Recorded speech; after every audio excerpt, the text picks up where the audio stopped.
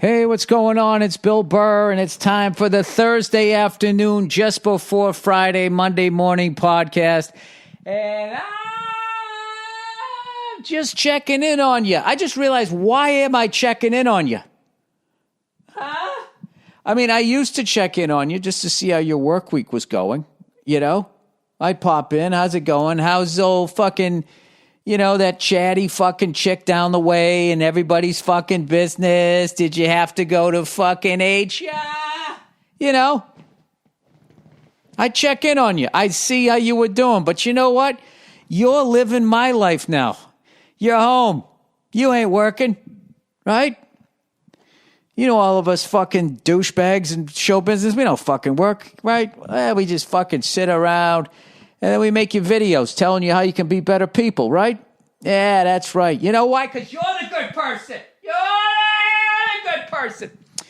I love the internet. I don't give a fuck what your message is. I don't give a shit what you say. You are going to get a fucking trashing.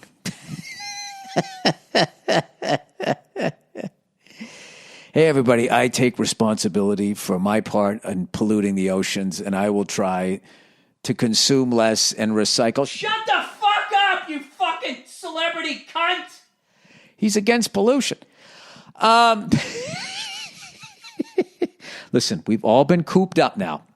We've been cooped up for a while, you know, and some of us are stronger than others and can handle this shit. Other people cannot. Other people, what do? What do? They got to stick their head out of the rabbit hole. Well, it's almost over. I think it's time to open it up. Nice going, everybody. Everybody who had to walk around and be like, this virus thing is designed to take down Trump. Everybody saying Trump came up with the fucking thing. You know, do you ever think that there's just 7 billion cunts on the planet and eventually someone was going to eat something or fuck something and sneeze on somebody else? We all knew this was coming. How the fuck you can politicize a goddamn disease is fucking beyond me. And if you really think that it came from the red or the blue side, I got to tell you, if this is what you guys are saying, some of you guys are saying, if this is what this is, this wouldn't come from Democrats or Republicans. It'd come above that. Above that. Whatever's above that. Like beyond oil companies. I would never say beyond banks, okay? Because that is the top of the food chain, okay? Everybody, they always say as you become successful, I'll tell you right now, the higher up you go, there's still going to be a dick in your ass because there's still somebody above you. There's always going to be somebody. There is a level, you know? When you go on that journey of power and you just keep trying to get up, what is the level where I don't have a dick in my ass? You know, at what point is my money coming straight to me and it doesn't go through 9 other fucking people and then I get paid with a check with that person's name on it rather than the person that the money initially came? When does that happen? And I'll tell you when that happens. When you reach the level where you decide, all right, we need to do something about the world population. In my hand, I have a virus.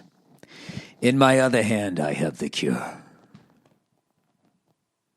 I am going to release this, but not before everyone at this table gets inoculated. I want you to all sit back. I want you to trust me. Everybody sits back, right?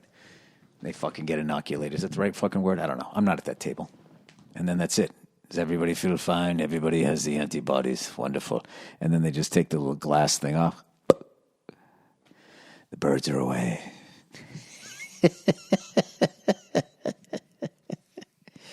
It's not coming from the president. All right? And it's not aimed at the president. The president, I've said for years, you know who the president is? The president is basically that person when your flight's delayed. You know that poor person who has to stand behind the counter and get yelled at? That's what the president is. You know, it's not the guy who owns the fucking airline. It's the person wearing the airline's fucking uniform. And then you get to yell at that person and take out your childhood on them and fucking bitch, moan, and complain and all of that fucking shit. Because evidently you wanted to roll the dice with 300 other people's lives because you wanted to make sure you got to Wichita on time so you could get there for the fucking, I don't know, the bake sale, whatever the fuck you wanted to do. You know? I've been guilty of that shit when they delay a flight. I always think it's a conspiracy. I know what's going on here. The fucking plane was only half full and you weren't going to eat it. So now you're going to say there's a fucking light out and yada, yada, yada. And we're going to fucking, I'm not saying they don't do that shit. All right. I remember a long time ago when I worked a cruise ship, the one and only time I ever worked a cruise ship. And I'll tell you, it was sweet money. I took the gig. The lady literally called me and said, hey, a friend of yours does these cruise ships and he recommends you. And I said, that's amazing. In my head, I'm like, I need this money. But I fucking told them. I said, I'm not sure I have a cruise ship act. And they said to me, no, this is the young fucking cool crowd. All those fucking kids doing the meth and the fucking Molly, whatever their drugs are in this generation. They love taking fucking cruises. And I'm thinking, like 80-year-olds, they like doing that? Yeah. Yeah, they fucking love it, right? So, probably if I really thought about it, I knew it was a lie, but I needed the money. I needed the money, man. Right? I mean, look at you, man. My fucking legs don't work, man. So I was just like, fuck it. I'm going to do it, okay? So I take the fucking gig. And, of course, it's a bunch of fucking old people. And, of course, I ate my balls. And, of course, the captain wrote a letter to the agency, and I never fucking worked again. In the cruise. He actually did me a favor because when I did this cruise ship, this was at least... It was about 18 years. I did about 2002. It was fucking like 18 years ago. Jesus Christ. And I was bombing so bad, I was just trying to make the band laugh behind the curtain. So once you start playing to the band, it's a wrap. Okay? The gig's over and all that type of shit. I remember the Smiley guy who was fucking hosting the thing was going like, hey, afterwards it was like this fucking dinner or some shit. And all the acts, me, the juggler, I swear to God, the juggler, whose fucking joints were all blown out from juggling. And I remember he had this big fucking book on real estate. He was getting his real estate license. And I was just going like, I have never been further away from the Hollywood dream than I am right now. I am out in the middle of the fucking ocean. All right? It was really the Gulf of Mexico, but it felt like the ocean to me. All right? I don't understand how that's not a fucking ocean. Okay? Because from space, I can see that it's surrounded by land. That's the fucking ocean. All right? The goddamn Lake Michigan. The second you can't see fucking Michigan anymore, you're in the ocean. All right? I don't mind a lake because there's no sharks in there. All right? But I am vain enough to be annoyed with the fact that if I go under in a lake, they're never going to find my body. All right? Because the water is never cold enough for whatever the fucking happens in your gut after you die to make you a fucking floater. Right? You're going under, and that's it. That is fucking it. They're never going to see you again. So, I was like, I've never been further away from my dream of somehow getting in at the Comedy Store and being in movies and fucking whatever the fuck I wanted. I didn't remember what I wanted to do. Selling out clubs or some shit. So these guys were all getting like their fucking real estate licenses, right? Or at least that one guy was. So the Smiley guy, I swear, I know I've told this story before. At some point I must have told this story. I mean, this is how old the crowd was. He was coming out and he was starting the show. He's like, hey, everybody, how's it going? The band's playing and shit. And he's like, all right, everybody. He goes, if you're happy and you know it, clap your hands. And they did. And that's when that's when the beads of sweat started forming on my forehead, going like, this is not what the fuck I was told that it was. And now I'm going to get fucking bagged. I'm going to get fucking yelled at and all of this fucking shit. And I told them, I fucking said, lady, I don't think I'm the guy for this fucking gig. So whatever. I get out there. I'm doing my shit. Hey, has anybody seen the movie Titanic? Nothing in the crowd. So, it's a joke. I go, all right, let me rephrase that. How many of you people were on the Titanic? They're like, they're fucking, dentures falling out and shit, right? I'll tell you what kills me. That was 17 years ago. And now I look at those people and now I'm about probably, about 13 years younger than the oldest person in the fucking crowd. And that's how quick it goes. So I eat my balls all fucking week. What is this getting to? I'm getting to the correlation between what the airlines do sometimes, not all the time. Most times I think they're trying to save your life. And then other times, jet fuel's expensive.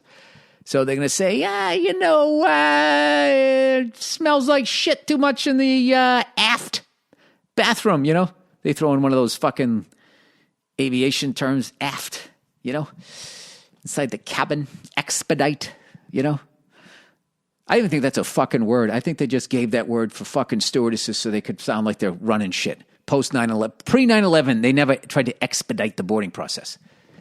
They were too busy trying to get you shit-faced. Why do I have this loud leather couch? I don't know. I don't know why. It makes me feel like a man, okay? There, I said it. So anyway, I ate my balls. And then I sort of figured out what I had to do. The little song and dance I could do. I was fucking going back to some cleanies that I had or whatever. And I got myself through it. And this guy, you got to meet all these fucking people. These are the big wigs. They're on the ship who fucking book all the ships. And I'm thinking like, dude, I don't want to get a real estate license.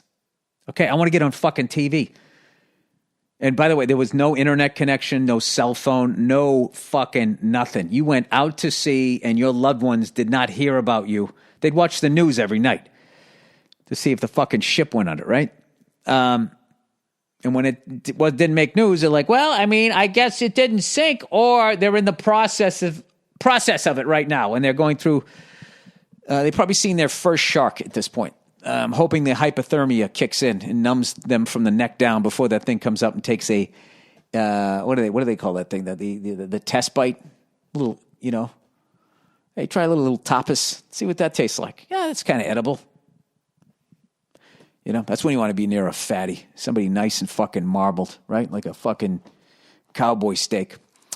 But anyway, I learned on that thing. The musicians on there told me one time they were on a cruise ship, and they got two giant fucking engines, right? And one of them fucking crapped out. So obviously they could only go half as fast. So they weren't going to be able to make all three stops on the fucking on the little cruise, right? So what they said, because they didn't want to own up to it, because then they'd have to owe money. What they said was that there was a fucking hurricane in what's that city all the whores used to go to down in Mexico? Come back with their fucking hair braided. All the white chicks would come back, blew somebody in a fucking cartel, whatever the fuck they did down there. I never understood it, right? They fucking go down there, right? And the fuck was it called? It was one of those places everybody goes to. I'm too pasty to know the names of these. It wasn't Acapulco. That's Verzi's fucking reference. It was one of my favorite things he ever said, Acapulco. He talked about it like it was still the place to go to. Let me see here. It began with a fucking A. It's like a fucking destination. People go there. All I know is Cabo Wabo, fucking the Red Rockers place there. Sammy Hagar. I forget. It was one of these fucking places that people want to go to. It was sort of the jewel on the beautiful place, right? It was Cozumel, New Orleans, and then they were supposed to go where? That's not Aruba. I don't give a fuck. It was some fucking gorgeous place in Mexico, right? They said that there was a fucking hurricane. And there's no internet. There's no cell service. Nobody, can fact check this shit. So long story short, somebody has some sort of medical episode.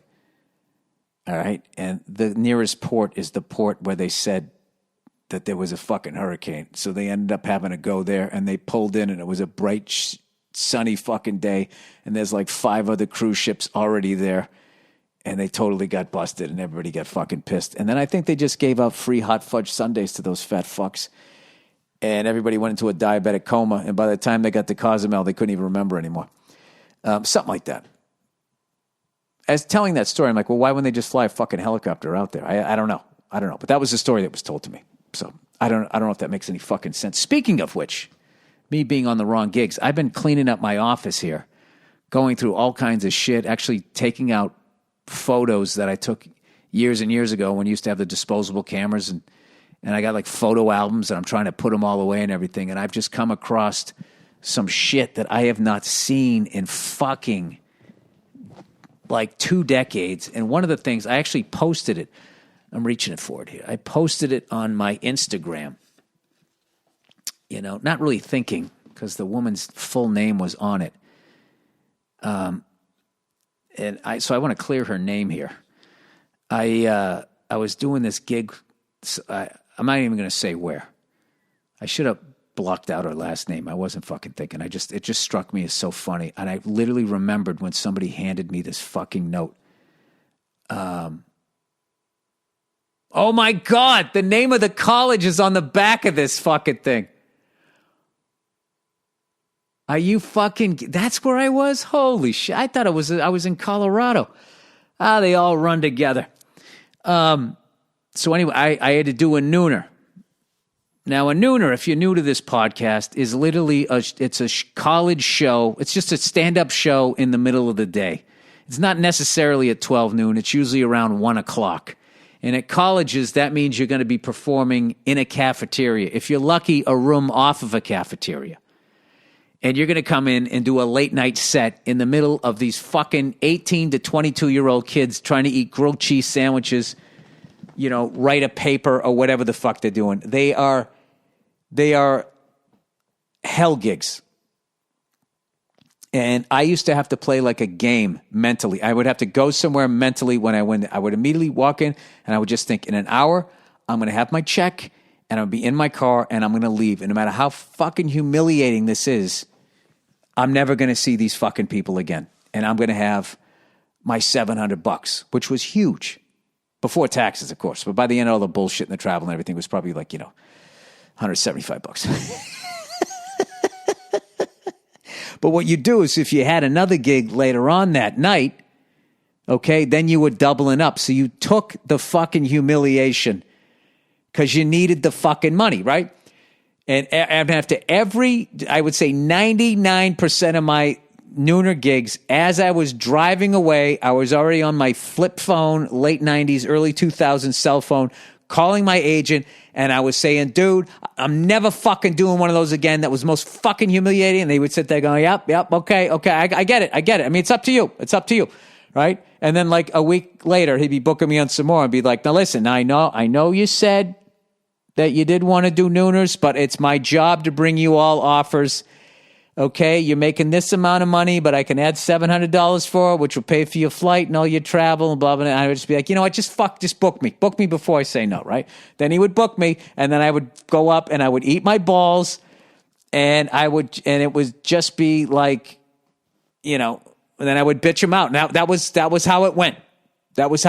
Okay? And as much as I'm sounding like the asshole in that story, the agent knew that it was part of him getting the commission, that, you know, if I was going to go up there and humiliate myself, he was going to have to listen to me fucking bitch, moan, and complain about it. He got his money, I got my money, and then like whenever we would hang out, we would just laugh about it.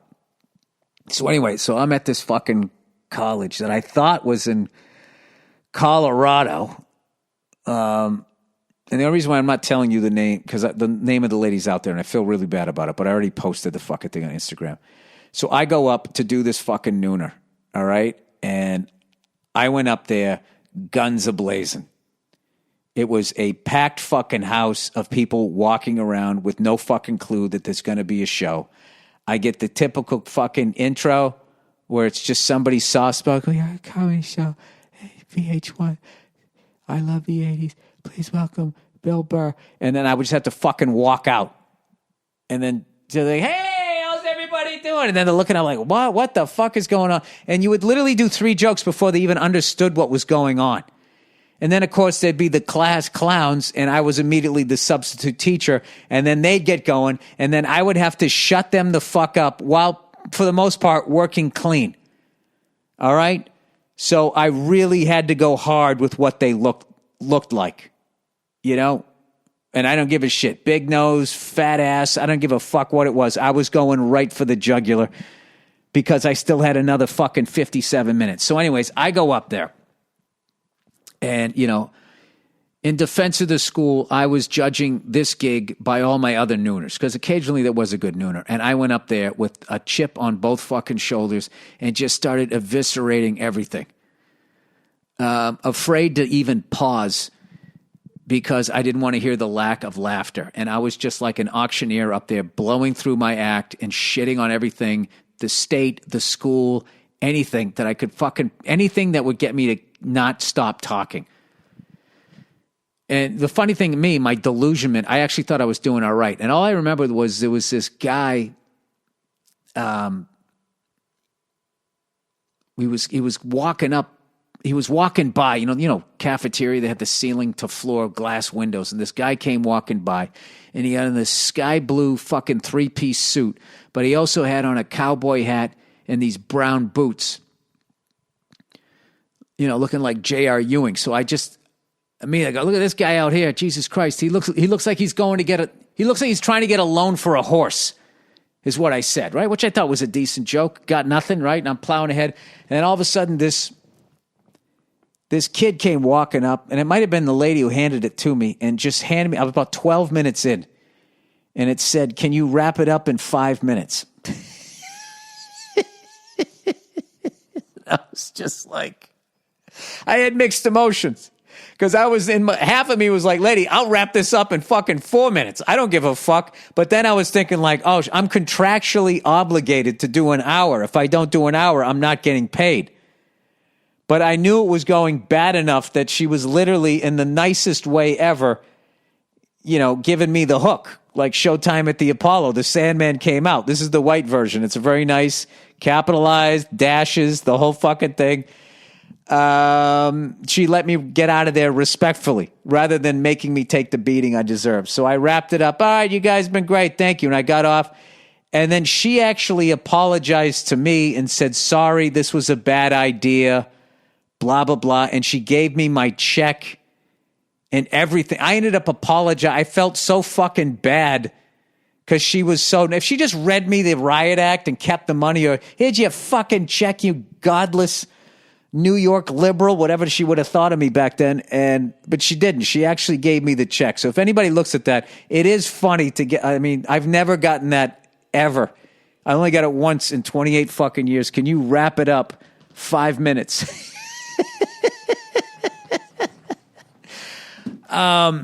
So anyway, anybody who's looking at that, please don't shit on her. I feel bad that her name is out there. I'm not going to say what state. I'm sure she's moved on, is very sad, but she was a sweetheart about it. And I had way worse. I remember that time I worked at a religious place, one of those Christian colleges, and they said work clean. And to me, clean was don't say shit, fuck, cunt. So I was filling in the F words by taking the Lord's name in vain, not thinking that this was a Catholic school, because that's how everybody talked. Jesus Christ, what, I guess they'd be, what the fuck are you doing? But I was saying, blah, blah, blah, blah, for Christ's sake. I was doing like Dennis Miller. For Christ's sake, what the fucking quake, right? And I got off stage. I got totally fucking, reamed out for that, fucking balled out, whatever we used to say as kids when I was a kid. So anyway, it just struck me as funny. And had I actually been thinking I just knew people would enjoy seeing that and think it was funny, but I wasn't thinking that her fucking name was on there. And I hate doing that to somebody. So my apologies to her. She was a fucking sweetheart and she paid me. So, and apologized for the situation she put me in. And by the end, I was apologizing. I felt like giving half the fucking money back. But I didn't, I got into my fucking, Chevy Cavalier, whatever I rented from fucking National at that fucking point in my life. So anyway, let's do a little bit of reads here for the week. Oh, look, CBD MD. By the way, I took some of this shit the other night. Beautiful. As a leader in the CBD industry, CBD MD is committed. MD, Mike Delta. CBD Mike Delta. Charlie Bravo Delta Mike Delta is committed to providing you with high-quality THC-free CBD oil products.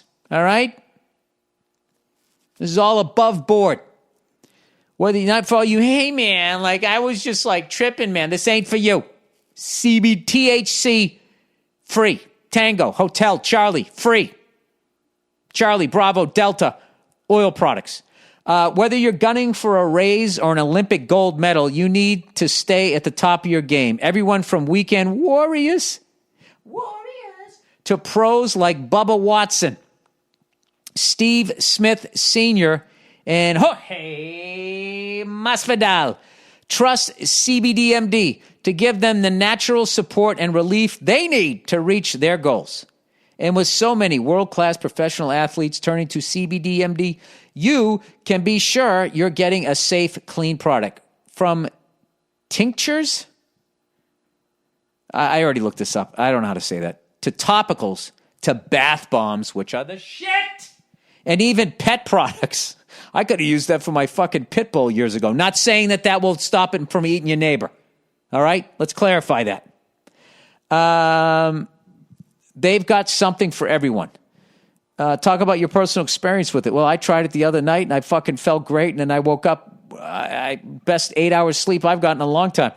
To make it easier to discover the potential of CBD for yourself, CBD MD is offering my listeners 20% off your purchase when you use the promo code Burr, B-U-R-R, at CBDMD.com. Once again, that's CBDMD.com, promo code Burr, for 20% off your order or premium CBD oil products from CBDMD.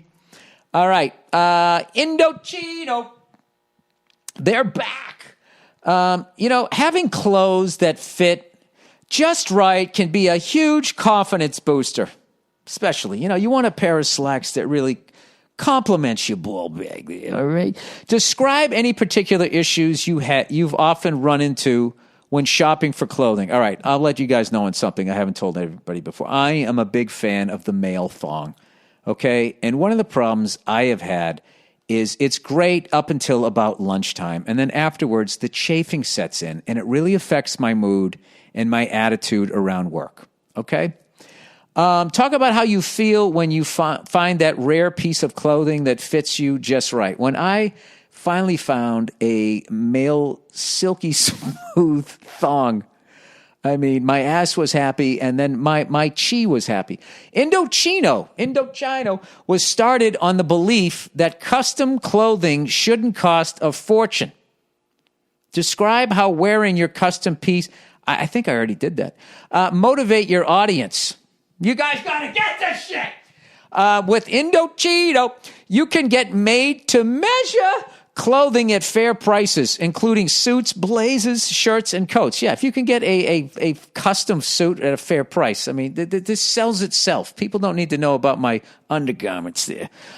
You get to customize everything from the fabric and the lining to the lapel shape and monogram. The choice is all yours. The best part, Indochino suits start at just $299, all customizations included. Indochino has showrooms across North America, or you can book a virtual appointment, especially now with COVID, this is perfect, and shop online at Indochino, Indochino.com. And right now, you can get an extra $30 off any purchase of $399 or more, $399 or more at Indochino.com when entering Burr at checkout. That's Indochino.com, promo code Burr. Bravo, uniform, Romeo. All right, Stamps.com. We're all doing our best to stay safe and healthy right now. But what if you need to go to the post office? What if you need postage to send out letters and packages? Listen, you've heard me talk about Stamps.com. They've been sponsoring this show for well over 7 years now. If you haven't tried it, what the fuck are you waiting for? Huh? I mean, when are you going to show a little initiative? Plus, Stamps.com is completely online, which saves you time. No more inconvenient trips to the post office. Stamps.com brings all the services of the U.S. Postal Service right to your computer in the safety and comfort of your own home, office, or anywhere else you are hunkering down right now. Whether you're a small business sending invoices an online seller, shipping out products, or you just work from home and need to mail stuff, Stamps.com can handle it all with ease. Simply use your computer to print U.S. postage 24/7 for any letter, any package, any class of mail, anywhere you want to send. Once your mail is ready, just leave it for your mail carrier. Schedule a free package pickup or drop it in a mailbox. No human contact required, and it's that simple. And like I said, with Stamps.com, you can get great discounts too. 5 cents off every first-class stamp and up to 62% off USPS, United States Postal Service shipping rates. Stamps.com is a no-brainer, especially now, saving you time and money and keeping you safe in these crazy times. Right now, my listeners get a special offer that includes a 4-week trial plus free postage and a digital scale without any long-term commitment. Just go to Stamps.com, click on the microphone at the top of the homepage, and type in Burr, B-U-R-R. That's Stamps.com. Enter Burr. Stay safe, my friends. All right, so guess what, everybody? That Troubadour Show, as promised, is going down this Saturday. I'm going to record. There will be no crowd. There is no tickets for this. I will be recording, maybe Sunday. I think it's Sunday, not Saturday. Sunday. I will be recording at the Troubadour. All proceeds from the show. There'll be a donation button. Donate anything you can. The Troubadour is one of the most legendary live music venues in this country. They're going through a tough time.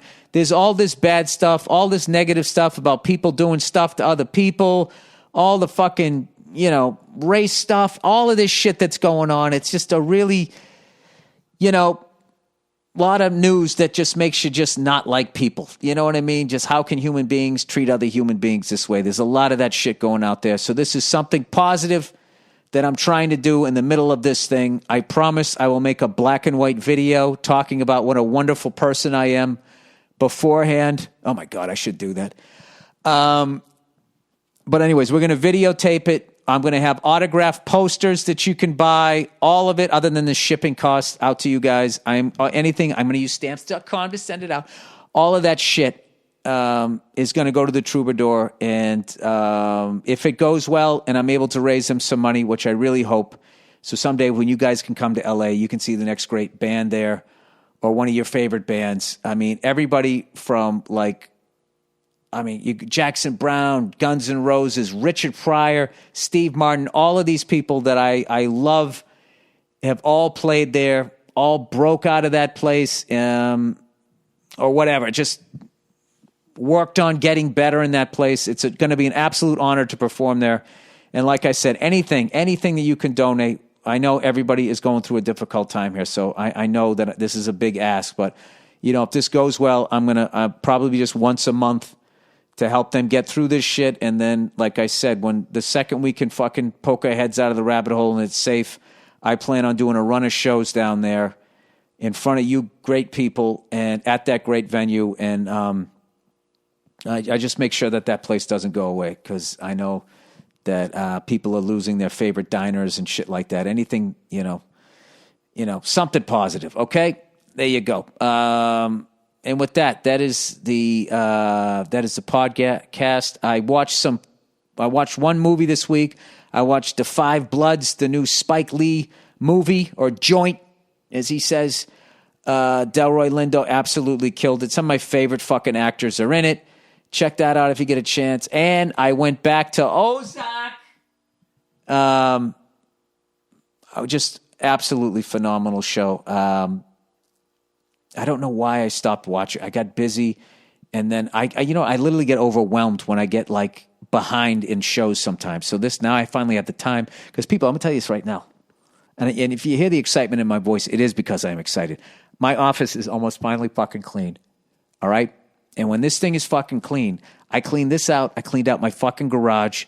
I cleaned out my fucking drum room. My walk-in closet is clean of everything. My bedside table. I got nothing left to do. All my football cards are going to be in albums. All of my photos are going to be in albums. Everything's going to be where I know it's supposed to be.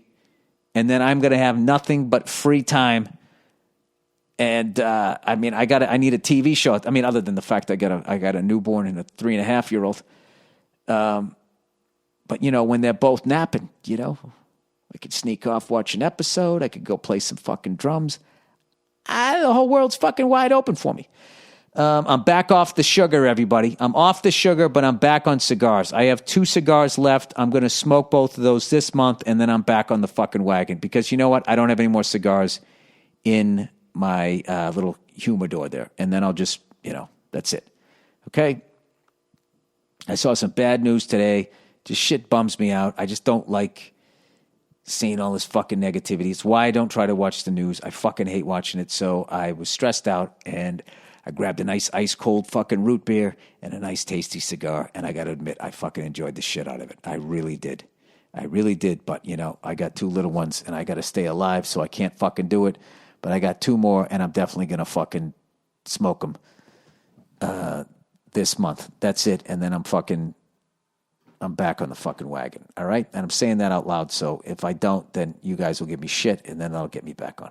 Right. That's how I'm hoping it's going to work. All right. So please, everybody, next Monday, I believe we'll have, I don't know, they have to edit it. I don't know how it's going to work, when the Troubadour show is going to come out, but I am so fucking excited to get back on stage, even though there's going to be nobody there. And I'm interested to see what it's going to bring out of me, all of this shit that I've been sitting on for the last 4 months. So I'm hoping it's going to be a fucking good show.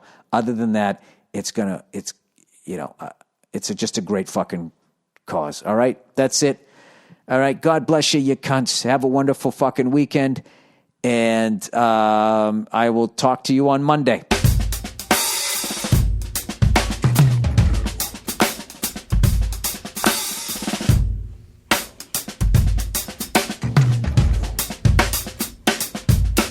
Hey, what's going on? It's Bill Burr, and it's the Monday Morning Podcast for Monday, June 25th. Could you hear me looking for the date there? I kind of was looking, and June 25th. June 25th in this motherfucker. Sorry, I'm actually excited because I'm doing it Sunday night, so this fucking thing's going to be up midnight, West Coast time in the continental United States, which means I don't have to deal with anybody, giving me shit. Dude, what the fuck? You know what? What the fuck? Right back at you. I'm in a great goddamn move. My lady, you have left this state, and I am all alone now. And I'm remembering what it was like to be a single man. I just made my freckled ass some motherfucking chicken. I had boneless. I deboned those thighs, too. Like a motherfucker. I'm in such a stupid mood. I had boneless chicken breasts. No, boneless chicken thighs. And broccoli. I can't say that word I can't say broccoli without an Asian accent. I don't know why. I know why, because when I lived in New York City and I was broke, there was a Chinese restaurant around the corner, and I always ordered chicken and broccoli. Okay? If I wasn't eating sketty with fucking Prego, I would call up. Every once in a while, I would treat myself with little Chinese food, and I would call up. They're like, hello, number one. I'm like, hey, number one, what's up? Can I get chicken and broccoli? They made chicken broccoli. Chicken and broccoli. And ever since then, I've said that. So just in case you thought I had any Chinese blood in me, I don't. I consider those people my friends for all the chicken and broccoli they made me back in the late 90s. This sounds like an apology, like a corporate apology. I had no dealings with number one Chinese food. I did stop in there on a number of occasions. I did partake in some of the cuisine that was offered. But at no time was there any inappropriate touching underneath that filthy fucking glass that I don't think was bulletproof. I'll tell you, the Chinese restaurants in fucking New York, where I lived anyways, when I was on the Upper East Side, Jesus Christ. You know what I mean? It was like you'd have it was either a rusty grate between you and the other person, or just filthy glass plastic or some shit. I don't know. Oh, Christ, I don't even know what I'm saying. Look at my dog just fucking laying there. Can you get a goddamn job and, contribute? I'm actually jealous. Thing's fucking skinny as hell, dude. My dog's emaciated. Dropped her off at the trainer. I don't know what the fuck happened. What were you doing over there? All right, let's get the podcast. Let's get it back under control. I didn't do shit today. So anyway, so my woman's out of town. My lady, she's out of town. So you know what's funny is she keeps checking in on me. You know, what are you doing? What's going on? You know? And you know what it is? It's one, because she misses me, and two, because they think that we're fucking morons. And she just wants to hear what a difficult time I'm having without her. You know? Like, oh, I don't even know how to make cereal. Like I'm some sitcom fucking guy. All right? It's not how it's going down. I did the fucking laundry. I made myself a healthy dinner, a protein no bigger than the size of my head. Isn't that what we're supposed to eat? And a vegetable. All right, go fuck yourself. And you know what? I had a great time doing it. I haven't cooked in years. And you know why? Because my woman is oppressive in the kitchen. She loves cooking, so anytime I go to cook, she comes in there. She's looking over my fucking shoulder. Just, why are you cutting them up that way? What are you doing? You're like, fuck it. You do it. You fucking do it. Why do you always get mad? Fucking try to make you a goddamn meal. It's one of the nicest things somebody can do for you. Prepare a meal for you. Just sit there, shut the fuck up, and let me do. What do you think I did? Ate out of goddamn garbage cans before I met you? She always gives me shit about the way I make my eggs. Because she always says whenever I make scrambled eggs or whatever, like there's too much egg gets stuck to the fucking pan and it's a pain in the ass to wash. I mean, you know? It's like, I'm sorry, I don't spray it with, fuck the ozone layer Pam every goddamn time, dripping with the shit. No wonder it doesn't stick. I'm surprised it doesn't fucking slide right off onto the floor. You know what? This is you're just listening to a pathetic man who's psyched that he's finally in his place by himself and he can just deliver his entire argument without being interrupted. So, I'm telling you, she wants to come back, and as much as she wants the place to be neat, she wants it to be a fucking disaster. She wants to feel needed. She wants to feel that I am fucking lost without her, and I'm such a cunt. I am not going to let that happen. This place is going to be spotless. It's going to be ready for one of those movie drill sergeants. You know, those guys that get in your face. I didn't hear you. You know, you can come over here and bounce a fucking quarter right off my goddamn face. Whatever the fuck they do. Off the beds. Jeez, right there, I would never make it in the military. I'm supposed to be able to bounce a fucking quarter. Why? Why are you supposed to be able to bounce a quarter? Why? Does that somehow make me, better at fighting the enemy if I can throw dirty change at a blanket and then catch it like the Fonz? You know? What happened to you, sir? What did you really want to do? You know?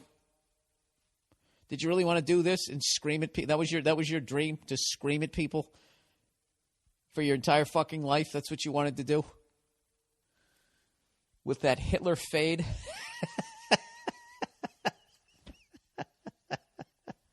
Do you know Hitler had like a Fresh Prince from Bel-Air haircut mixed with a Martin Sheen in Apocalypse? He was Martin Sheen Apocalypse Now on top, but he had a fade down below that Will Smith's character with the 8-ball leather jacket would have loved.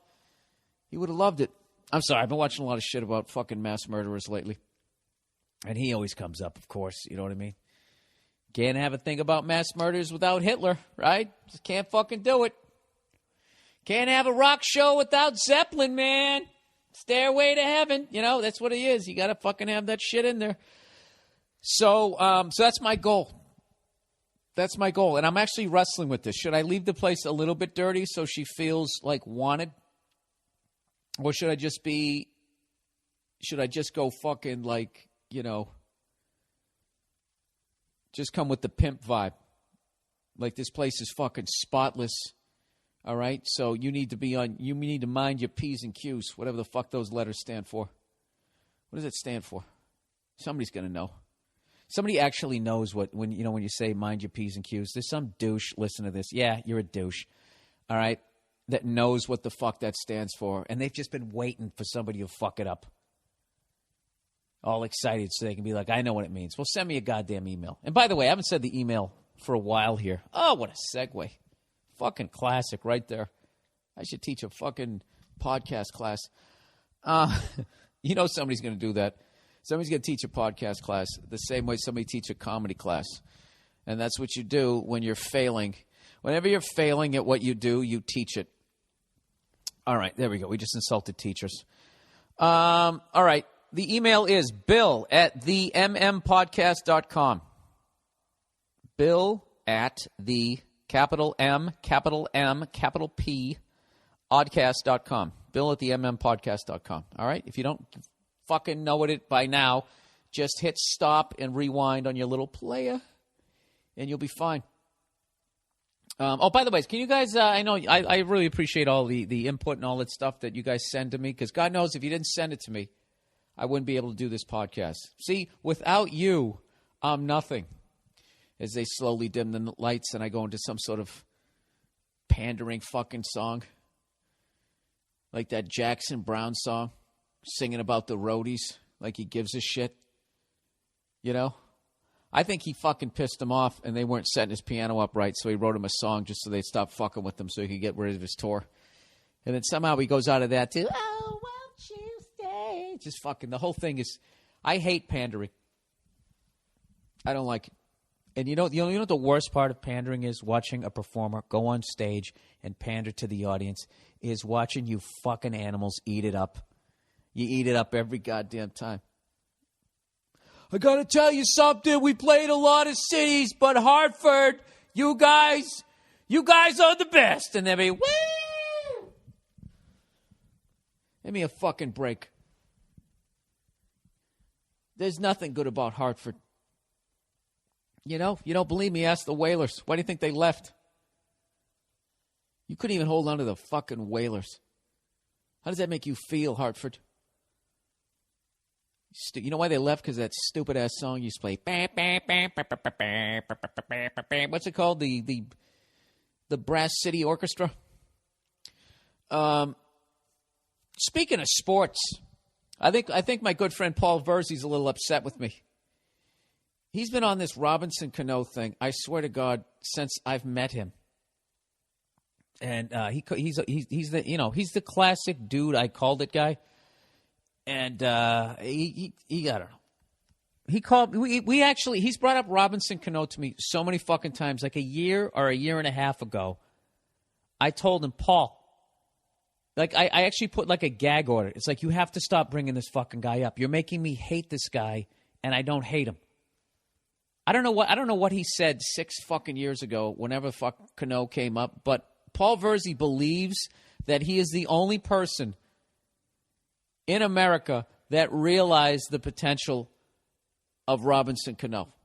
You know? And let's just say, for the sake of fucking argument, he does. It's fucking 7 years later. You know? He's like fucking, you know what and then he's got all these other calls that fell on their fucking faces. Right? You know what he's like? But all he does is bring up this Robinson Cano shit. I'm getting sick of it, Paul Verzi, because I know somebody emailed you this fucking link. All right? You know what you're like, Paul, with your predictions? You're like Jerome Bettis at the end of his fucking career, where he'd have 15 rushes for 22 fucking yards in the fourth quarter, just totally getting shut down, and then he'd bust off one for like 8 yards, 10 yards, and then he would get up, thumping his fucking chest like he's been doing it all day. That's what's bugging me about this. He called me up. This is how fucking sick Paul Verzi is, and why you should see him in a comedy club. Because you have to see his sickness live. He called me up. I'm sitting on the fucking couch, minding my own fucking business, hanging out with the dog, making sure the place is spotless. So when my woman comes home, she knows I can take you or fucking leave you. Mind your fucking P's and Q's, lady. He calls me up, and I'm going to break his fucking balls about this. He called me up, and he goes, dude, he's like, I know you're not going to give me credit for this, but this one might be my greatest call of all. He's talking about the Robinson Cano thing. And the way he said, this might be my greatest call of all. Like he's looking back on this Hall of Fame career as the dude I called it guy. If I told you some of the shit that this fucking guy threw out there, you know, dude, Matt Castle's the real deal. I'm telling you. The Chiefs are for real, man. They're fucking for real. Vince Young's a winner, man. All he does is win. Who else? I can't even fucking remember. LeBron James. He's afraid of the moment. The guy is afraid of the fucking moment. I don't know shit about hoop. When LeBron James took that last second fucking shot, all right, against the Celtics, and he missed it, and it went into overtime. I forget what fucking game it was, 5-6 or something like that. What was it? Was it 5? No, we won game 5. I can't remember what it was. Game 6 or something. No, not game 6. They kicked the shit out of us. Game 5, I think it was. He took the fucking shot, and he missed it. Verzi goes, no way Carmelo Anthony misses that. No fucking way. And I said, dude, that was a big moment for him, whether it went in or not. That was big for him to get over that hurdle and take that fucking shot. And then meanwhile, in the finals, he hits that killer 3 to fucking wrap it up. Did I call him up going, dude, that might have been, considering I know nothing of it. It drives me at the fucking wall. I went to a Utah Jazz Boston Celtics game, and I fucking said, called Verzi. I'm going, dude, the NBA is fixed. These fucking guys, at one point, you could take somebody's head off. They're not calling shit. And then 10 minutes later, you even look at a guy, you get a foul. And then it goes back to taking their fucking heads off, no biggie. And it's just like these guys are dictating the pace. They're fucking shaving points. I don't know what's going on. Year later, fucking mobbed up ref. Have I ever called Verzi once about that shit and thrown it in his fucking face? I never have. I've been listening to this Robinson Cano fucking horse shit. And this is the thing. I don't know one person that ever thought Robinson Cano sucked. I remember as a Red Sox fan, when this dude came up, all I remember was going like, Jesus fucking Christ. Because they went from Chuck Knobloch, then they went to fucking Soriano. That was annoying enough. Because at that point we hadn't won shit, and I was just going, can there be somebody who sucks on this team? So then they trade Soriano for I don't know what, right? And then they bring up Robinson Cano, and it was just so fucking discouraging. That's what Robinson Cano was to me. It was discouraging. It's like these fucking assholes. They got a guy at every fucking position. Then they trade a guy, and then they bring another guy up, and he's the shit. That's how I remember the guy coming up. I don't ever remember like Cano getting booed and everybody saying that he sucked. That's what Verzi's trying to claim. And evidently he was the only guy. Not even the Yankee scouts saw this guy come. This is going to fucking drive him up the goddamn wall. And it's good. I'm just trying to help out his podcast. You know what I mean? This is like a reverse. You know, like when unknown rappers make a mixtape and they trash somebody bigger than them so they can move their way up. I'm actually helping him. I'm raining down mixtapes onto his podcast.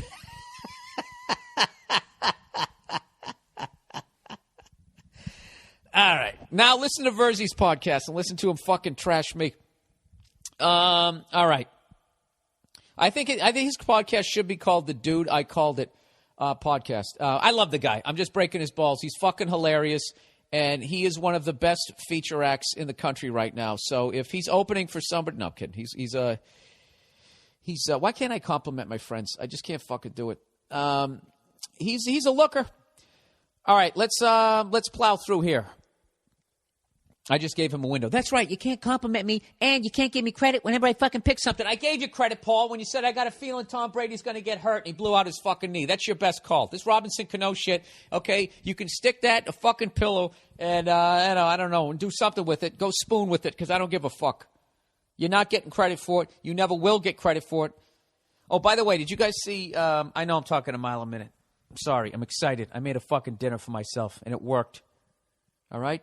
I can exist by myself. I rubbed one out today. I mean, it's just a fucking self-sustained unit here. I'm ready for the goddamn apocalypse. My dog needs a bath. Look at you itching over there like a maniac. Oh, what the fuck was I just talking about? Oh, I know what it was. I know, geez. I know what I was going to talk about. I went up to the Oakland A's facility this weekend, you know, because I'm a giver. They called me up and they said, hey, Bill, you know what? We want to give out some root beer floats. We want to do this to raise awareness for fucking childhood diabetes. And you know what I did? I laughed at everybody, like everybody else, going, what are you, out of your fucking... You giving people root beer floats for diabetes and you don't see the irony in that? So I got an email. It says, each season, fans and media ask about the irony of the A's root beer float days supporting juvenile diabetes research. So here are the facts for when people ask about it.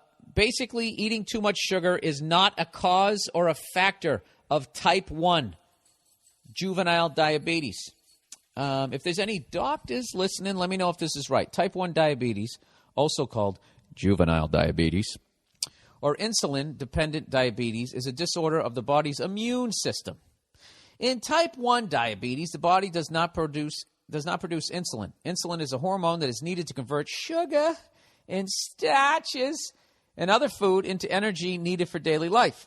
Scientists do not yet know exactly what causes type 1 diabetes, but they believe that autoimmune, genetic, and environmental factors are involved. Well, that pretty much covers everything. People with type 1 diabetes must inject insulin several times every day or continually infuse insulin through a pump. Eating too much sugar is not a factor. Limiting sweets will help people with type 1 diabetes keep their blood sugar under control, but with the advice of their doctor or nutritionist, sweets can't fit into their meal plan, just as they would for people without diabetes. So they're basically suggesting that they can have a cookie, too, and it's not a problem, provided they haven't eaten the whole box, like people who don't have diabetes, who do that sometimes, evidently. Is that what they're saying there? I don't fucking know. I got to pass this on to a lawyer or something. And there are times when sweets are a must. If the blood sugar level drops too low, sweets or juice or soda can be the surest to raise it and prevent the onset of hypoglycemia, which evidently, I guess, is low blood sugar. With strict adherence to a specific diet and exercise plan and multiple insulin injections each day based on careful monitoring of blood sugar levels, a person with type 1 diabetes can have some control over his blood sugar levels. So that's what they say. Well, let me ask you this. The amount of sugar that is in a fucking root beer float, does anybody need that throughout the course of the day? Because I know that, some people who have diabetes will carry around a little container of, like, cake frosting. And when their blood sugar gets too low, like dangerously low, they'll take it out like a little snifter, and they'll just take a little frosting right up their nose. And that's a fact. You can go to Wikipedia Answer. You can go to Wiki Answers and look that one up. I don't fucking know. All I can tell you this is I did a fucking incredible job. I'm patting myself on the back like Paul Verzi. Dude, this might have been the greatest root beer float ever produced. I got it down to a science. Science? I got it down to a fucking science. This is how you do it. This is how you do it. This is how I was fucking up. I was putting the ice cream in first, and then I pour the root beer on, and it would just start foaming up like I was some sort of a mad scientist. I'm not leaning over to say hello to you, Cleo. I'm just leaning over because my back hurts. All right? All right, beat it. Is it weird that I like dog breath? You know, not bad dog breath, but just in general. It doesn't... I don't fucking know why. I freak my dog out. I tell you, every once in a while, I just grab her by both ears and I yell in her face, I fucking love you. You know, it's weird. It's like, I can't believe how much I love that fucking dog, and I have problems with that emotion, so I don't know how to handle it. So I have to fucking grab her and have her looking at me like, what the fuck are you doing? And then I just yell, I fucking love you right in her face.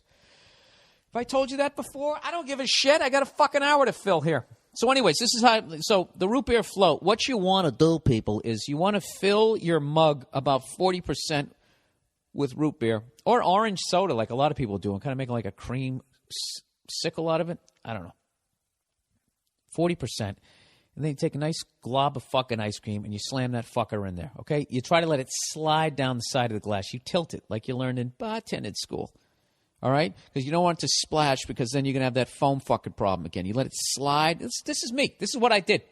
People fucking gathering at my fucking table, where it was me and this other radio dude up there named Icky, who looked like a fucking J. Crew model. I don't know why his name was Icky. I forgot to ask him, but all the chicks fucking loved him, and they were looking at me like the balding redhead that I am.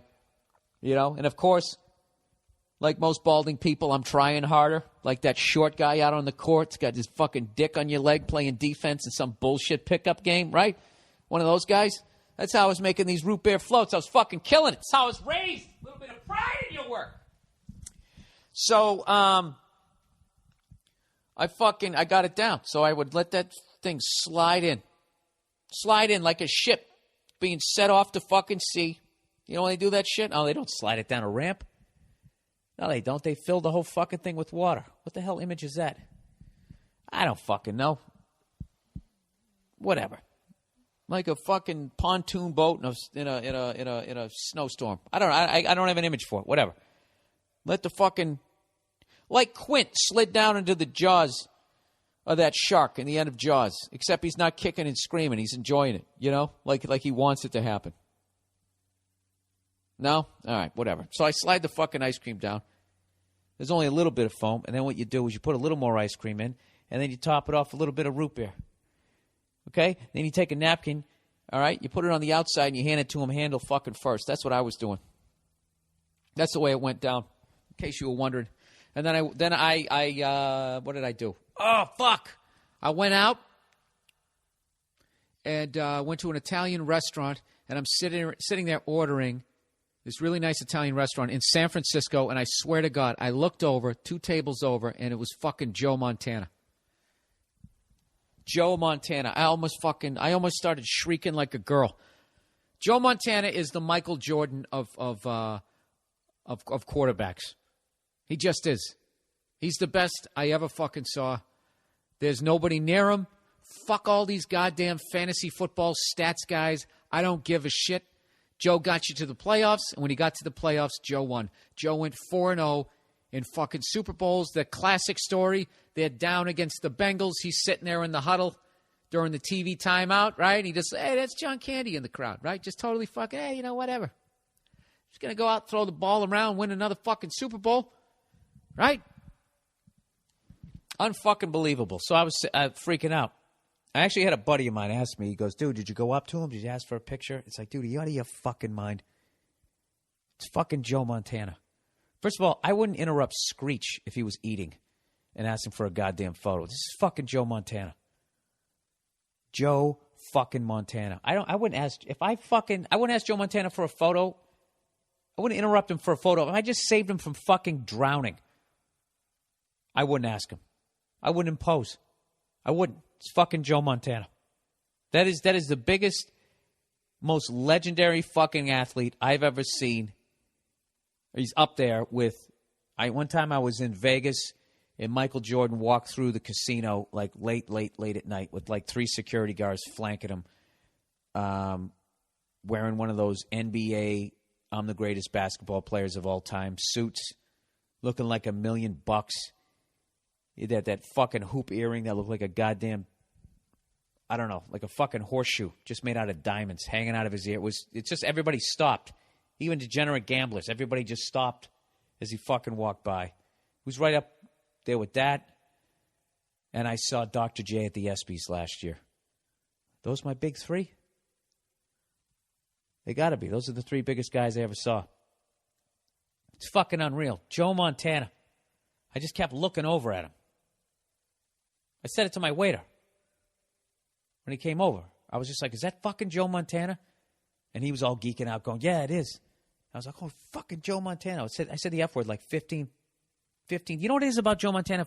Aside from being the shit, when he retired, he just kind of disappeared. He didn't go on to ESPN. He didn't do any of that shit. For the first time in years, he's finally doing some national commercials with that, hey, look at these new fucking sneakers. They're going to help your old feet, whatever the fuck they are. Is that the worst impression of a commercial ever? Hey, the fuck is that? Hey, look at these sneakers. Whatever. So I think that adds to his mystique. He kind of left like Johnny Carson. Johnny Carson signed off. That was it. He did one Letterman. I think that was it. He did one Letterman thing, and then that was it. Called in the Tonight Show one time, I think, when they were doing Celebrity in a Sack or some shit like that, or he made fun of it. I do remember that. But he just left with clash. Joe Montana did the same thing. He's not out there with some NBC peacoat, right? Just saying, well, what the Giants got to do today? He's not doing that. Joe doesn't need to sit there and analyze. He knows what's going to happen. He's fucking Joe Montana. I did it. I'm done with you guys. Guy was still in phenomenal shape, you know? That was the shit. It was the fucking shit. So that was my week. I gave out root beer floats. The Oakland A's. Jesus Christ, man. If you want to go to a throwback fucking stadium, you got to go to the Oakland A's stadium, man. And you know what? You're going to realize how truly fat this country has got. And I'm not talking about their fans. I'm talking about how small the corridor is when you walk out to get food. And just the way they used to build the stadiums. The way they used to build the stadiums. You know, nowadays you can order a fucking hot dog, you know, while you're rubbing one out, taking a piss, still watching the goddamn game. You still have it's like sight lines everywhere. This thing, man, you just walk in and you're like in a bunker. You have no idea what's going on. There's like a kitchen TV like 30 yards away, like hanging from the ceiling, right? That fucking Ken Stabler donated to it. That's basically what happened. And that's what I always realize when I go to the old stadiums is how truly fat this country has gotten. You know? I guess they were smaller back then, weren't they? They were shorter. So what, a bunch of little people just waddling through? Well, why the fuck would the ceilings be that high? I don't know. I was like claustrophobic walking through the shit. I'm just like, this needs to be at least like another like fucking 10 feet wider. It was like the Oakland Coliseum, whatever the fuck they call it, that is the antithesis to Yankee Stadium. I don't know if you've been to the new Yankee Stadium. It's weird. It's like breathtaking and growing up gaudy all at the same time. Sometimes you walk around a corner, you see something, it's like, oh my, it takes you back to like 1929. You think Ruth and Gallagher are going to come walking around. You're going to hear their cleats. And then you look to your left, and then there's some guy behind glass cutting up steaks. Like, oh, look at all the money we got. You know, it's really fucking stupid. That's what happens whenever I go to New Yankee Stadium. I either think about Lou Gehrig and the old school Yankees, or I think of that Pizza Hut commercial where that fucking white trash whore was eating the pasta going, oh, and she didn't know that it was Pizza Hut or Domino's or whatever. And they were like, what do you think about it? She's like, oh my God, it's so decadent. Pizza Hut pasta, decadent. Really?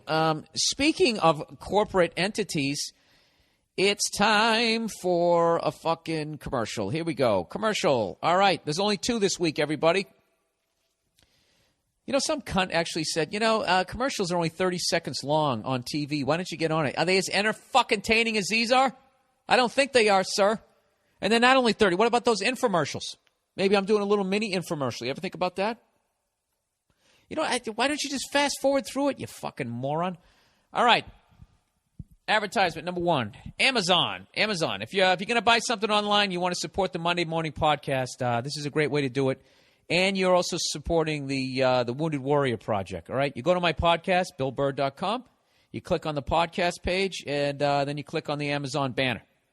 This is just if you're going to Amazon, all right? Just stop by my podcast, go on there. And once you go on to Amazon.com, you don't have to do anything.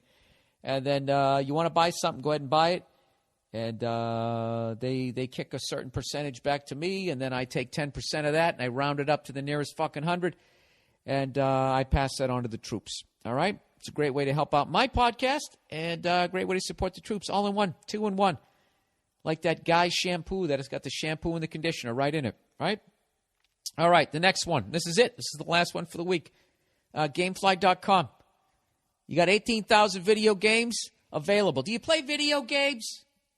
Is that what you do? Is that what you're doing over there? Huh? You playing your little video game? Why don't you go to Gamefly.com? Because I know you don't have 8,000 video games. I know you don't. Gamefly.com does. You got 8,000 video games. They'll mail them right to your house. You can sit there in your pajamas, rubbing your balls as you pay for them. Actually, you don't even have to pay for them. It's a 15-day free trial. Okay? They'll mail them to you or send them right to your friggin' PC. Monthly fees are a fraction of what a new game costs. They got stuff, it works for PlayStation, Xbox, Wii, and even on your PC. So for Monday Morning Podcast listeners, get a free 2-disc, 15-day free trial. It's a $23 value by going to www.gamefly.com/Burr. or you go through the banner ad on the podcast page at BillBurr.com. There you go. All right? That's it. Wasn't that painless? Wasn't that painless? Man bitching about fucking commercials? Oh, you know what? I tweeted about some girl. I'm too old to know who the fuck she is. Now, what the fuck did I do with all the podcast shit? I'm the worst. I got all this shit here. You know it's going to be the last one that I click on. You know it's going to be. Where is it? Are you fucking kidding me? It's not that. You know, at some point, I really should just hit pause, shouldn't I? You guys, you know what? I'm not doing this to you. Hang on a second.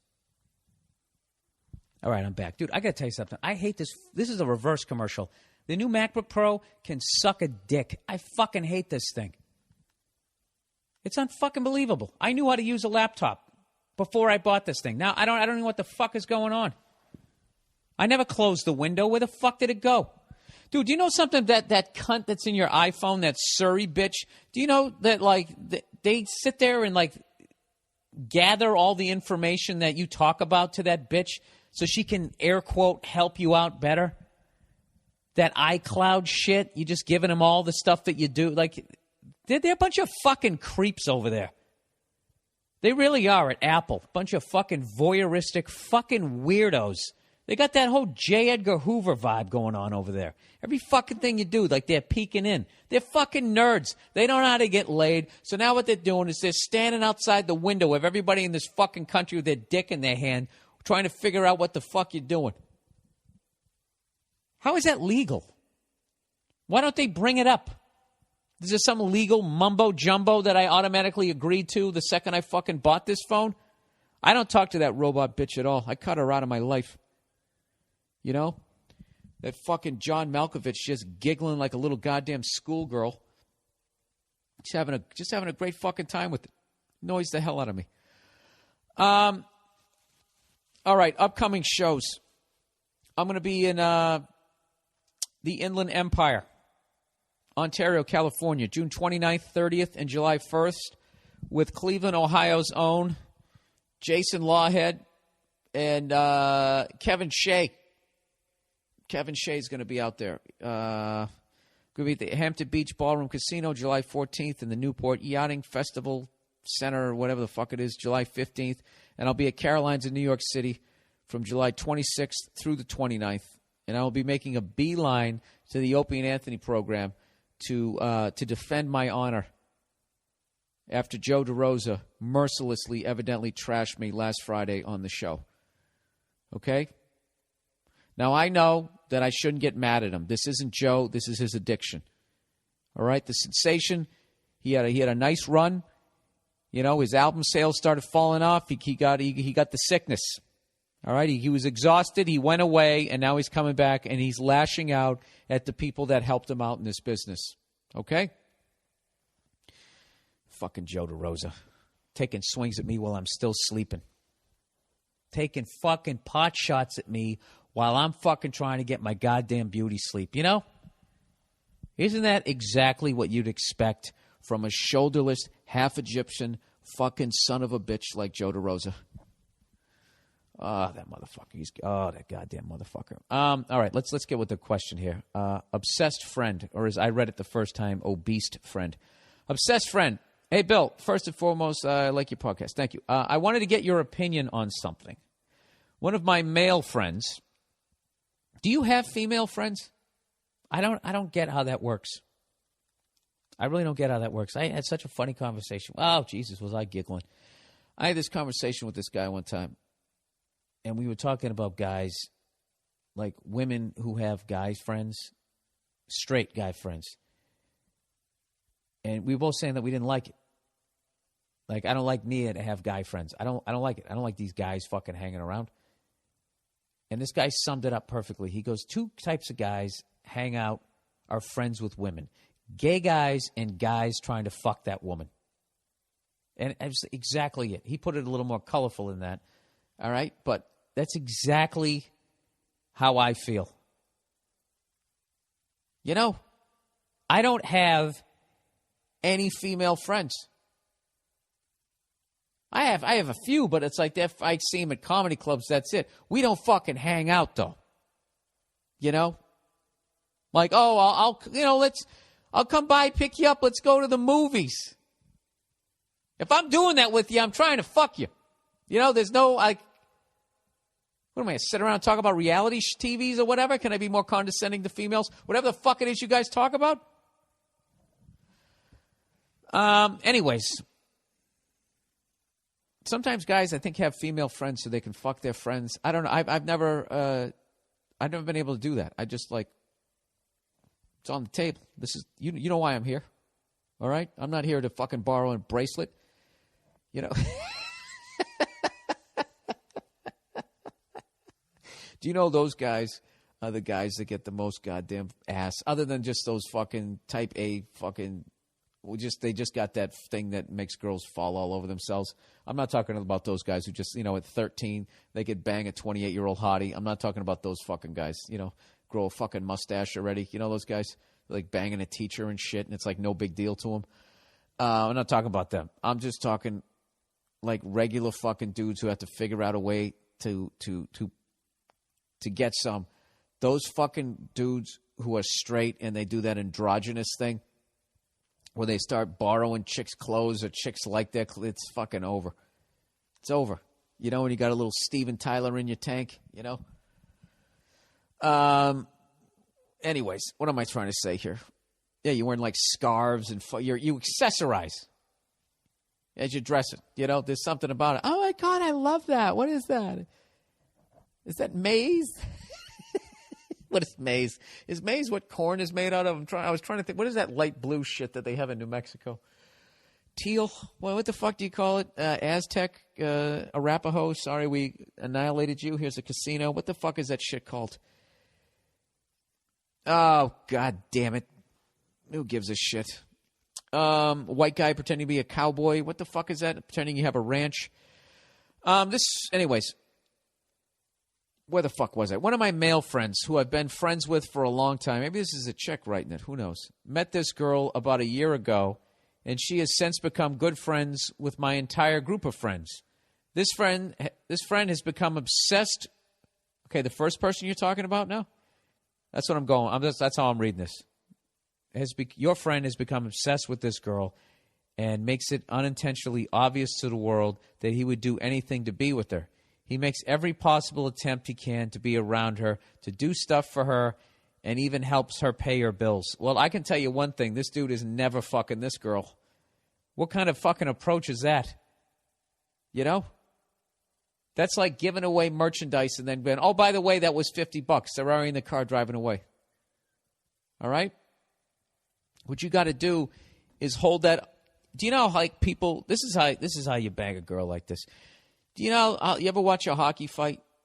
They don't stand face to face anymore. What they do is they stand sideways, grab a jersey, and they cock their fucking hand back, right? And they're standing sideways, and you got that close shoulder, so that guy can't really get you with anything if you're doing it right. And then if he goes to throw the fucking overhand right, you're out of his range, unless he's fucking really tall. But I'm just saying, generally speaking. That's how you do it with this girl, okay? You get your hand on her fucking shoulder, and then everything she wants, you hold it away from her so she can't get it. And it's in between what she wants and her. What's in between it is you and your dick, okay? That's how you got to do it. That's called the Carcillo. I hope that makes sense. Anyways, and he'll do anything. He's paying her fucking bills. The annoying part is, he will not be straight up with any of us friends and say how he truly wants to be with her. He will only say she's hot. Yeah, I can tell you who's banging this girl. The guy who's not doing all that shit. Anyways, she is aware about how he feels. In an attempt to steer him away, she says stuff like, "You're like my brother," and will not do anything to make him think that he's even has the slightest chance of anything. Oh, fuck this cunt. Fuck that. Fuck that. All right? Oh, but she'll accept him paying her bills? She's using the guy. Now, this guy's a jackass. This guy is a jackass. Okay? He is setting himself up to be fucking used. Okay? Oh, you're like a boyfriend. You're like a brother. She's saying that right after he pays her fucking bills. I bet she doesn't say that before. You know?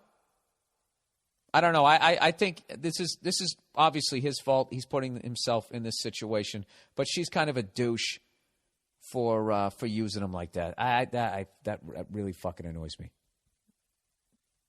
That really says something about this other person. I would never fucking do that to somebody. Lead somebody on like that. Why would you do that? Because you are kind of leading them on in a little way. Or whatever. Taking advantage of this stupid fucking puppy love that they have for you. You know? If somebody comes up to you and they're really into you and you're not into them, you know, it's kind of your job to stay the fuck away from them so they forget about you. That's the gentleman thing to do. You know, if they give you a gift, you just take it and you go, hey, you see that? And you fucking throw it across the parking lot. All right? Just get it over with. Rip the Band-Aid off. You just be mean to him, something. You can get him the fuck away from you. All right? But you don't keep being nice to him, keep hanging around him, and fucking letting him pay your bill. I guess you guys have the same group of friends. But, you know, she should just be like, look, stop paying my fucking bills. Because at some point, I feel like you're going to feel like you can fuck me, and that ain't happening. All right? So get that stupid fucking look off your face. It ain't happening. I don't like you. Fuck off. Okay? See you at the reunion. She sometimes even cracks jokes when he's not around about his never-ending attempts to win her over. This girl's a fucking cunt. It's getting to the point where it's pitiful, and I want to tell him to stop being such a pussy and realize it isn't going to happen and move on. At the same time, he's a good friend, and I want to be respectful. And I get it. She's a cool chick, and she's hot, and he's trying to get it in. What would you recommend? Sit back and continue watching the desperation, or be straight up and try and talk some sense into him? This is always a hard fucking thing. Because you could be like, you know, fuck her, she's using you or whatever, they ain't going to happen. And then they end up together, and then you're the douche, and you get froze out. But I think in this case, this kid doesn't have a prayer. He's not even a man to her at this point. He's just showing that he's dumb, that he can be used, and that he's going to not nearly make as much an hour as he should because he's a jackass. That's what he's showing her. So, yeah, she just, you know, at the very least critique the guy's approach. Be like, look, you want to fuck this girl? Just, you know, just ignore her. Don't ignore her. Just be like, hey, what's going on? Just be your fucking self. Like, talk to other people. You know? Go hit on some other fucking hot girl in front of her. Some shit like that. I've said this shit before. That's what you do. You know? Go out. Start working out. You know? Take care of yourself. Get a little fucking spring in your step. And all of a sudden, oh, what the fuck's he doing? All of a sudden, he's not paying attention to me. And that's going to tap into her, oh, my God. Am I not hot anymore? That fear they have. That a fear that all fucking hot chicks have the day they're not going to be hot anymore. You know, when they stayed out there too long, you know, you got to tap into that shit. But then you're playing a fucking game. You know, this douchebag, he fucking loves her. What an asshole. You know, why don't you just say to him one night, just be like, dude, how long are you going to fucking chase this chick? Why are you paying your bills? You're setting yourself up like a fucking sap. Do you want to bang this girl? Stop treating her like she's fucking Mother Teresa. That's disgusting. That's the wrong one. Stop treating her like she's fucking Mary. The Virgin fucking Mary who has a kid. Give me a break. Right? Oh, would I fucking give her shit if I ever saw her? If I ever came walking down the street in my sandals and my robe back in the day and I saw the Virgin Mary. Really? How did it happen? Huh? How did it happen? How did it really? You just woke up and you were pregnant? Well, congratulations, Mary. You got roofied. All right? Don't take a shower. Go down and get yourself fucking swabbed and let's figure out who did it. Wow. Oh, Jesus Christ. Let's regroup from that one. All right, you know that isn't my fault. That's some fucking that's because of this goddamn question. All right, well, you know what, dude? If you want to tell him, just fucking tell him. Just tell him, dude, as a friend, I can't sit here watching you keep running up trying to kick the football and watching her take it away. Okay, she doesn't fucking respect you. Don't say that. Don't say anything that the girl said, because then he's going to say it to her, and then she's going to give you that fucking, that look that girls do when they're mad, where they make their eyes like really small. Sometimes they have their mouth hanging open when they do it, like, you don't want to deal with that. Did I even give you advice? I don't remember. All right. Should I kick my girlfriend's dad's ass? Hey, Bill. I remember giving advice to a guy about whether or not he should kick his neighbor's ass. Well, I'm in a similar situation, only it involves my girlfriend's father. I'm 22 years old, and I am a first lieutenant in the U.S. Army, and I live in Colorado. Oh, Jesus. Are you up there in Greeley? At Fort whatever? With the bad smell day? Huh? Could you stop slaughtering cows? We can't breathe. Or they steer. I don't know. I've been with my girl for a little under a year now, and her father has not been a problem up until now. Her parents are extremely religious. Oh, don't play this podcast, especially that last part. And they are always trying to get me and my girl to go to Mass with them. When I first met her dad, he seemed like a good shit. A good shit. This guy's East Coast. He seemed like a good shit kid. We are both gun nuts, so the entire time I was around him, we talked about guns, no conflicts at all. The second time I saw him, I was in my my uniform, and while we were talking about whatever inane shit we were talking about, he slipped into the conversation. Just because you're in the Army, just because you are in the Army does not scare me at all. Oh, wow. Yeah, that is weird. Just because you're in the Army, that doesn't scare me at all. I raised an eyebrow at this, but I let it slide. I hope you filed that in the back of your head. That's a weird one. This was about 8 months ago. Fast forward to about 2 days ago. I'm currently moving out of the military housing in Fort Carson here in Colorado Springs, and I'm fixing to move up to Denver. The people I'm buying the house from were still moving out, so I had to stay at a friend's house, and my girl was staying at her parents' house. One night, we went out to dinner, and we stayed out till around 11 and made out after we ate. Okay, people, this is what I'm talking about, where I don't need every fucking detail. Let's just get to the point here. I made no effort to fuck this girl because I know her parents will start foaming at the mouth if I do, but looks like I don't have to. She fell asleep in my car on the way back, so I had to carry her. I was doing so well reading, wasn't I? She fell asleep in the car on the way back, so I had to carry her to her inside. Okay, inside the house? Is that what you're trying to say? When her mom opened the door, she looked extremely nervous, and my girl's dad was sitting in a chair just staring at me as I walked in and took the girl to the guest room. Dude, why didn't you just fucking wake her up? When I went back downstairs, her dad was waiting for me at the door. Before I could leave, he put his hand in front of me and said, "I want a word with you outside." This is never good. Whenever it says, "I want a word with you outside." When we both went outside, he outright asked me, "Did you fuck my daughter?" I told him no, but he replied, "You're a goddamn liar. No one stays out that long without fucking." Oh, my God. Was he wearing a wife beater with his old man chest sagging a little bit? I reassured him I did not fuck his daughter, and before I left, he looked at me in the eyes with his nose about touching mine and said, "If I find out you ever have sex with my daughter, you don't even want to know what's going to happen to you." I blankly stared at him for about 10 seconds and walked away to my truck and drove away. I'm now living in Denver with my girl, and I'm getting calls every day from her dad asking what we're doing and what our plans for the day are. Yesterday, he called up and asked the same old stupid-ass question, and my girl told him we were planning to go out and see a movie. Yesterday, he came over to my house without his wife. Since I answered the door, he told me to step outside, and he asked me once again if I fucked his daughter.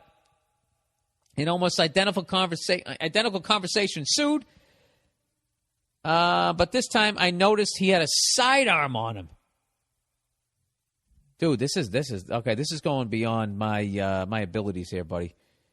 When he's wearing a jacket with the shoulder holster, but he's so fucking fat that a pistol insanely contrasts with his round yoga ball body form. He once again said, he told me that I don't want to even know what will happen if I fuck his daughter.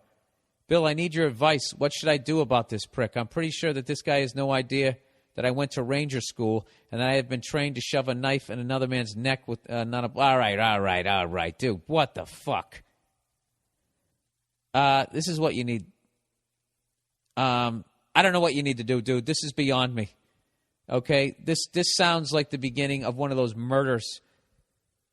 These murder things. I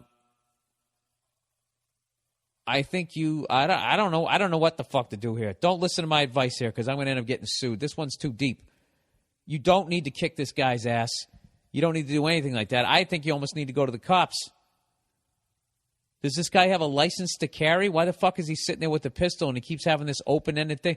Dude, this guy's fucking nuts, man. This guy sounds like he's crazy, and I don't know.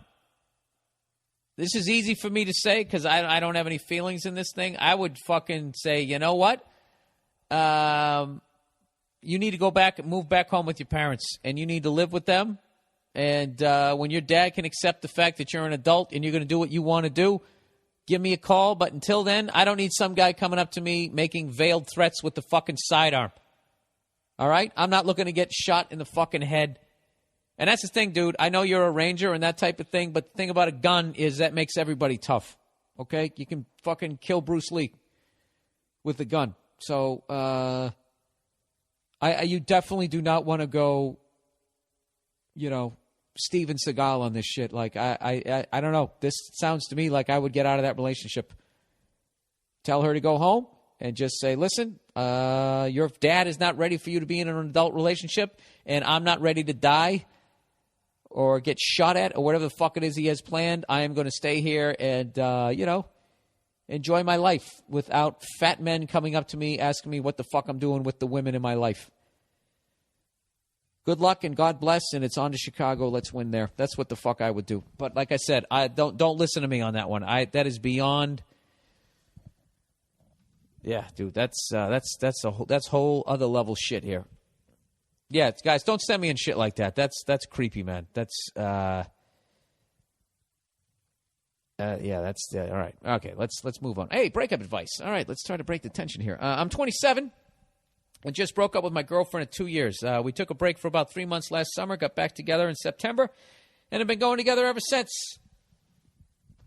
Let's read that again. I was too busy thinking of the other thing. I'm 27, just broke up with my girlfriend of 2 years. We took a break for about 3 months last summer, got back together in September, and been together ever since. I'm going to guess that you're going to find out she fucked somebody in those 3 months. We've been arguing a lot over the past 2 months or so, but it's all about bullshit, nothing serious, just little nagging things that get us all worked up, and then it turns into a much bigger fight about how we don't see the same way on priorities and key relationship points. Yeah, you guys, you broke up, you got lonely, you got back together. This happens. This is like the breakup's the tsunami, and then this is the aftershock, and finally the second wave. One fight a couple weeks ago actually was because she thought she left the stove on. I said, no, it's fine. She says, well, you don't know for sure. And then it escalated from there. I thought that shit only happens on bad sitcoms. Now, we've never done anything bad like cheat or be abusive, as far as you know, towards each other at all. And when things are good, we're totally in love. We have all the same interests and enjoy doing things together tremendously. Unfortunately, it's only around 60% of the time. The other 40%, we're kind of on edge with each other. So she ended up breaking up with me about 2 weeks ago after a stupid drunk fight when we got home from the bar at 2 a.m. Her words were, we're just not working. Now, since then, she's been commenting / liking my pics and status on social networks and IMing me when we're at work. Yeah, this girl, she's not ready to just walk through the pain by herself, so she keeps doing it like this. He goes, I even got drunk late last night, phone call, then hang up the other night. Oh, you did that? She was the one to break it off, too. She claims she missed me like crazy, but she just doesn't know what to do. I said, we either cut the bullshit and move forward or stop talking completely. She hasn't replied to me since that last thing I said.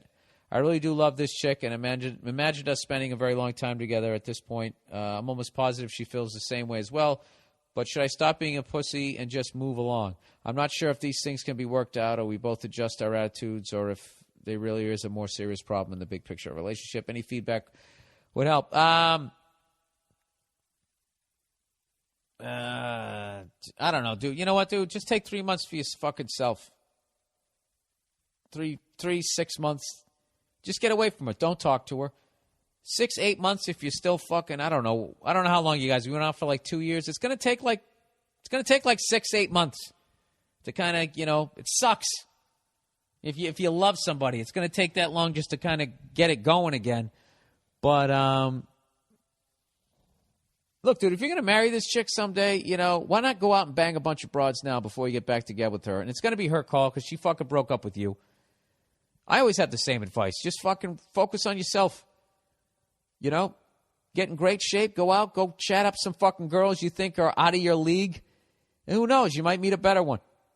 Who knows? Who the fuck knows? But at this point, she's, I would definitely, you're just going to keep... When you break up with somebody, you got to get away from them, or you're just going to keep hurting each other. And, I don't advise going out, getting plastered, and eating a bunch of shit food, and becoming a fucking depressed tub of shit. Jerking off with, KFC containers around you. Don't do that. Go the other way. All right? Go the other way. I don't know, dude. Just go do some shit you couldn't do when you were fucking with her. You know what I mean? Go take a road trip. Go to a fucking baseball stadium you wanted to go to. Go do some fun, dumb shit. Whatever the fuck you want to do. Learn how to ride a motorcycle. Some fucking cool guy shit. Just go have a good fucking time. Do something. Go to an all-star game. Go out to Vegas. Go to that fucking whore ranch. Whatever the fuck you want to do. Go do some shit like that. And then, if you still give a fuck about her and, by the time the next election, then I don't know what to tell you. Then figure it out from there. But at this point, I would stay away from each other so you stop hurting each other. All right. Convincing my girlfriend to get a dog. All right, this is a nice short one. Hey, Billiamson. I've been living with my girlfriend for about a month plus now. It's seriously the greatest relationship I've ever been in. Really? In a month? Yeah, you're fucking every day. Why wouldn't it be awesome? See, I just took all the joy out of that. Maybe you found the one. I don't know. In order to take this relationship to the next level, I would really like us to get a Great Dane. I'm sorry. I just had to take a look. Okay, you've been with this girl. You just moved in for a month. And now you want to get a Great Dane. Everything's going great. You fucking like rabbits, and now you want to live with a little horse. All right. I would really like us to get a Great Dane.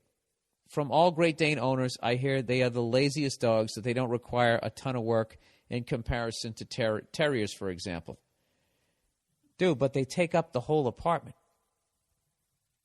All right, they take a shit the size of that fucking aged salami they have hanging in those fucking Italian restaurants. You got to pick it up with a fucking hefty bag. I don't know, to each his own. The main reason why I need her approval is because she'll have to participate in the work of taking care of the dog. Most of my work involves me being gone for 12 to 14 hours a day. Dude, are you out of your mind? While her job is 9 to 5. How do you suggest I convince this woman to agree to get a dog? Dude, don't get a dog. That's not fair to the dog. Okay, you're basically never there, and she works 9 to 5. You're not in a place right now to get a dog. Dogs need attention. They're pack animals. They like laying around with you. All right? It's hard enough for you to leave for an 8-hour day. That's not fair to the dog, man. It's great that you're a dog lover, but and also I don't think it's good for your relationship. You just moved in, you're just figuring out who does what. You're having a good time, and then you're going to add this fucking thing that's going to come in. It's probably going to be a puppy. It's going to be shitting all over the place. You're going to kill your utopia. I think it's a bad move, dude. I think it's great to get a dog. It's the greatest fucking thing I ever did. I love having a dog, but I waited till I had a schedule, and I was with the right person and all that type of shit, and I didn't figure that out in a month. So, I don't know, dude. I think that might be throwing a giant fucking wrench in your situation. But let me know how it works out. All right, overrated, underrated. Underrated. If you guys want to send the overrated, underrated, this is something else that you also send to that email address that I gave you earlier. Underrated. Taking a punch from your girlfriend's ex. I was out at a bar with my lady and some other friends. I come back from a bar to see this guy yelling at our friends. So I mosey on over and make sure nothing's going down. While I'm looking at the Tigers game on TV, he takes a swing at me, and I took it like a champ. That's the end of the story? Dude, you got to write me back. I got to know what happened. Overrated. Bouncers. Oh, here we go. They grabbed both of us before I could get a swing in. But oh well, taking his punch got my girl to do anything I wanted that night, and it made me look like a badass when the punch didn't faze me. Ah, that's hilarious. See that? See what happens? See what happens when you get jealous over a woman? You go over, you punch somebody in the face, it doesn't even hurt, and then he's banging that chick in the ass. So there's a lesson right there. There's one to grow on. Underrated.